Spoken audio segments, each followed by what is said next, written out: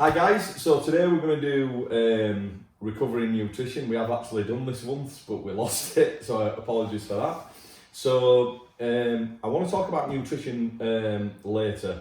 Recovery for me is the main thing because it's very rarely spoke about, and you need to understand recovery to understand most other things. You will not grow if you're not recovering.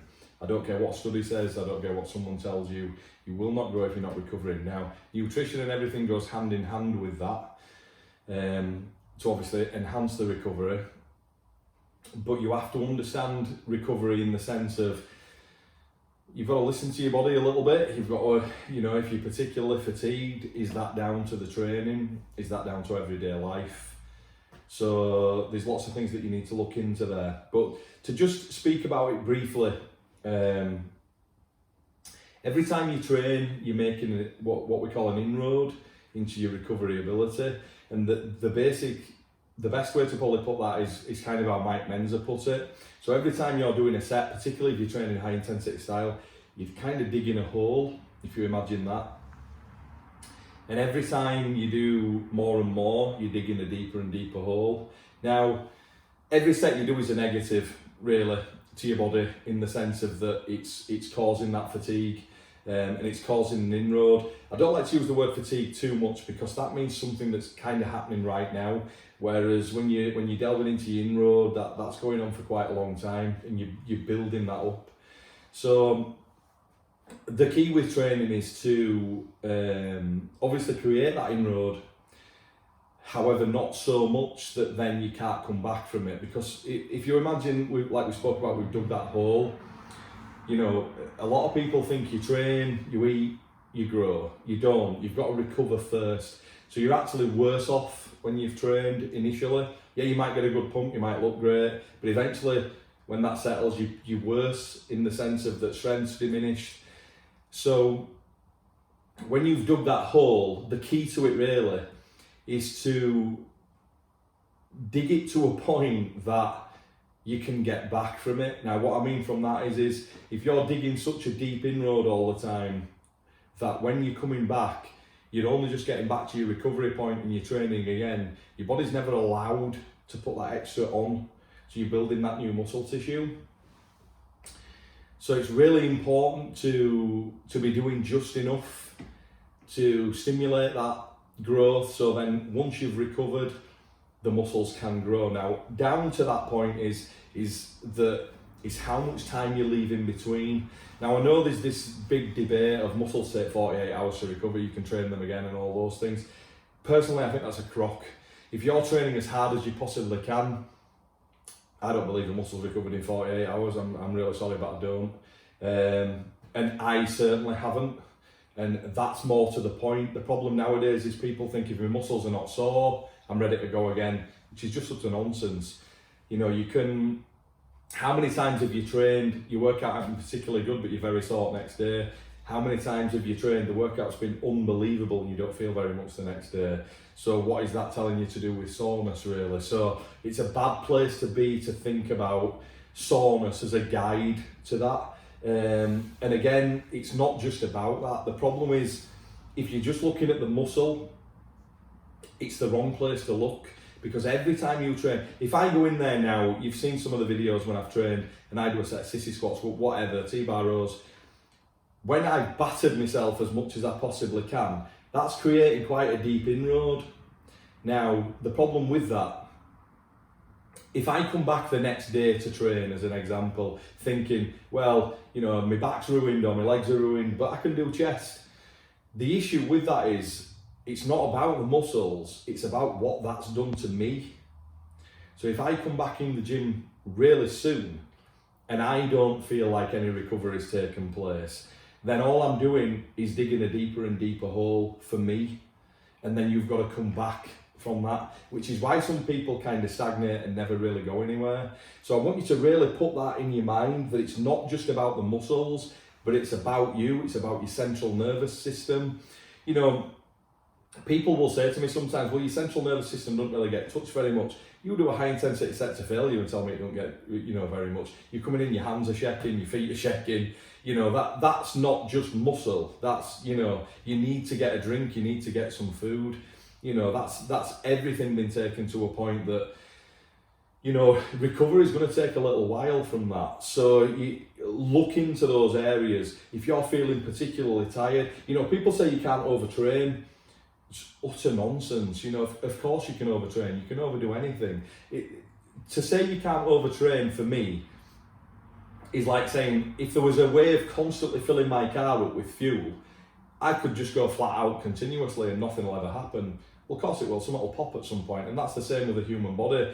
It's been constantly beaten down, so at some point something's going to give. And I'm not talking about volume training of 20 sets where, right, I'm doing a set of 10 here, we're talking about pushing to a point that you can't get another repetition. If somebody puts a gun to your head, you can't get another repetition. That's the type of training we're talking about. That is very demanding on the muscle, the central nervous system, you know, all systems. So you have to focus on recovery. So food is very important, but just so is complete rest.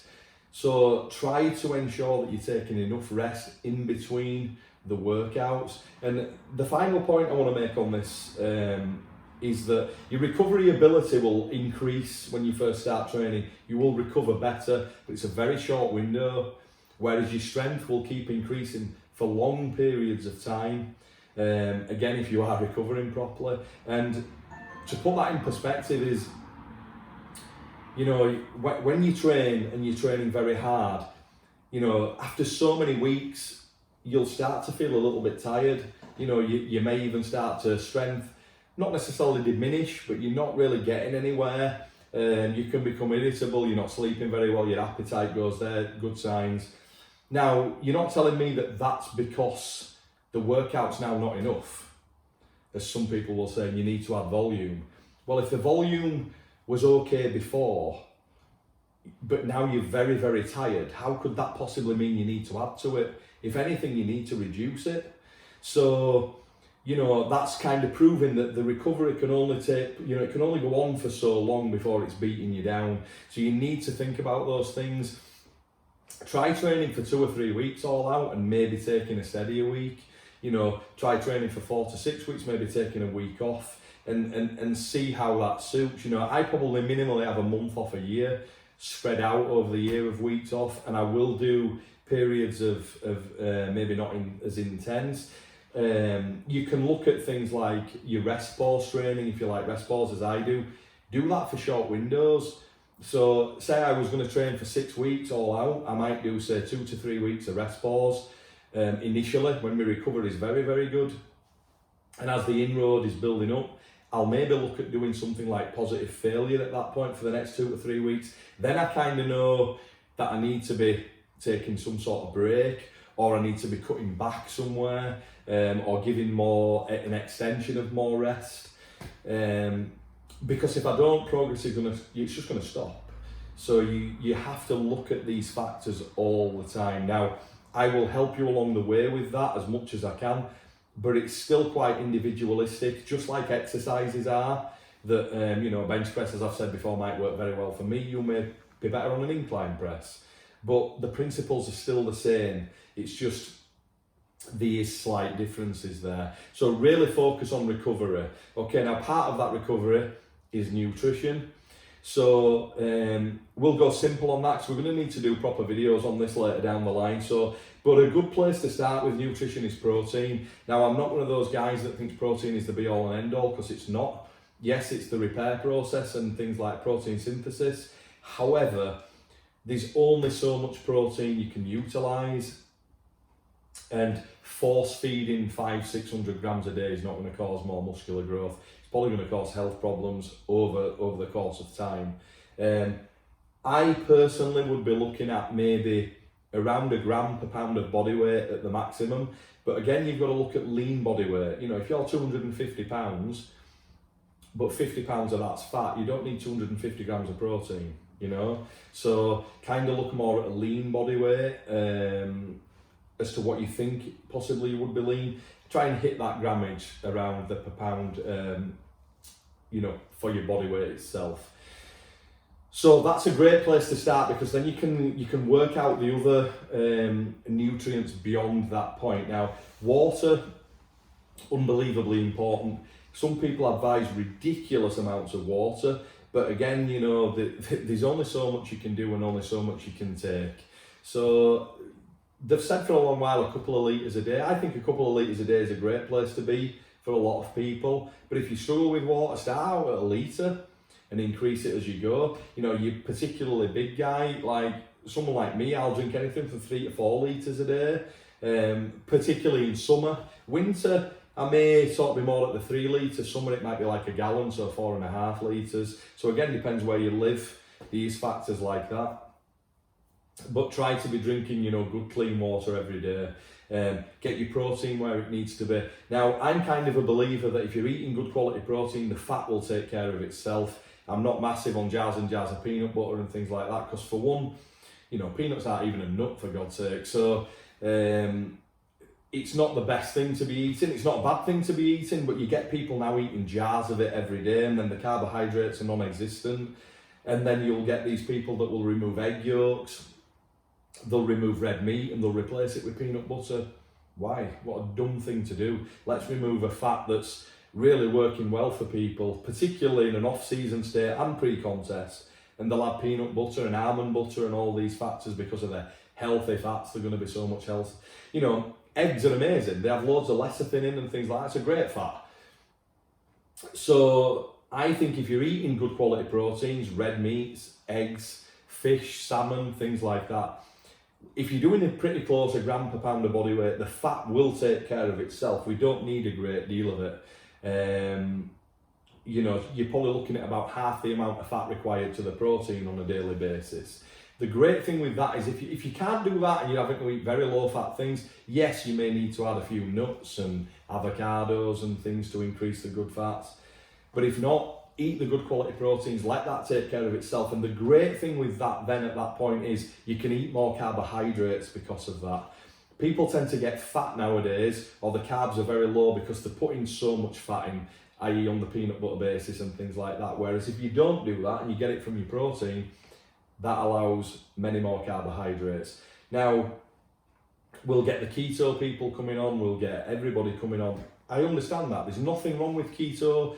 What suits you and what's sustainable is the thing you want to do. However, the body prefers to run on glucose, and no one can argue that fact. Yes, we can run on ketones and all those things, and you know, you can have mental clarity, it's all great for that. But when you're training in a high intensity manner, carbohydrates is the preferred source, there's no question. Your brain runs off glucose very well. So why are we making it difficult when that's the easiest source? You're not going to get fat from carbohydrates unless you're eating 10 times too much, which you could get fat off anything doing that. You know, as I say, if you eat the protein in the correct manner, the fat's taken care of, then you can have more of an influx of the carbohydrates. So maybe a good place, the carbs are a difficult one. You know, because it depends where you are at the moment. Are you very lean? What are you trying to do? Are you very heavy? Are you trying to come down? But a good place to be is probably a couple of grams of carbohydrates per pound of body weight, maybe up to 3, and see where you are at that point. And then if you've got your protein where it should be and the fats are there and thereabouts, it's literally a case of playing around with the carbohydrates then, depending whether you want to go up in body weight, whether you want to come down in body weight. Now, you can change fats a little bit to do that as well, but you know, on a pre-contest diet, for example, but I would be doing that later down the line. The first thing would be carbohydrates that will be coming down, but in the minimalist amount possible, or both, raising the energy expenditure of adding cardiovascular work and things to it. So that's kind of where you want to be with your nutrition. Allow yourself something you want each week. You know, I'll get stick for that, but I really think that's a good thing, simply because it's a good thing for up here. And as long as you're not abusing it, and you can basically balance your calories off a little bit each day for that. You know, if you say are going to eat on a Sunday an extra 1,000 calories a day, you know, just you can take that out over the course of the week if you're worried about that, of the balance of the calories, you know, if you're trying to lose weight and things. just reduce that down slightly, maybe in your carbohydrate content over the course of the week. So it's kind of simple really, there's no rocket science to it. People try to make it out, but there's really not. And as I say, if you set it up like that, calories will pretty much almost take care of themselves. And as I say, it's just a reduction of the carbohydrates or the increase of carbohydrates if you're trying to gain more body weight. So that's where you want to be with the nutrition and the water.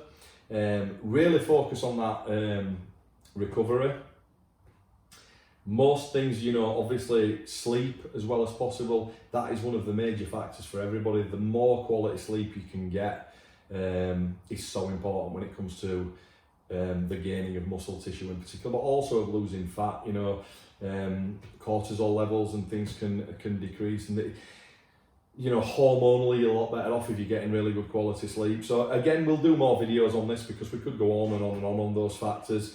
But if you just look at those things that I've spoke about tonight, anything we can do to help, just send us a message. But that will really help you, you know, and keep the recovery in mind, because some people are training hard, some people are eating well, and they're still not getting the gains that they require. But it's a lot of the time, it's because they're in the gym way too often, doing way too much. So remember, recovery, you know, precedes growth. You have to recover first, then you can get the muscular growth. So don't forget about that. Okay, so I hope that helps a few people today. Let us know what you think of the video, and we'll see you again soon. Thanks, guys.